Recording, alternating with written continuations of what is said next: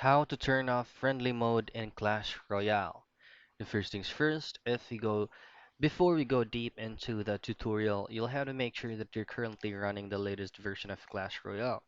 To know that, just simply pull up your Google Play Store if you're using an Android device, and then just head directly to the search bar, and then just search for Clash Royale. Then here, you've got to make sure that you're currently running the latest version. You should be able to know because there will be an update button visible there. So you'll just have to press on that and it will automatically update by itself. Now, as of 2025, you should be able to see that option if you're currently joined on a random or a specific clan that you want to join.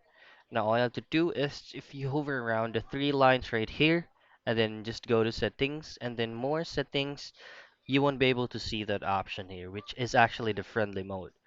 Now, friendly mode is actually an option for you to be able to accept or decline an existing match. So as you can see in the current clans, you should be able to see friendly battle right here. So you do have an option to join or to decline a request from friendly battle. So all you have to do is just simply just hover around these settings and you should be able to check it on the game. So that's basically how you checked or turn off friendly battle and Clash Royale.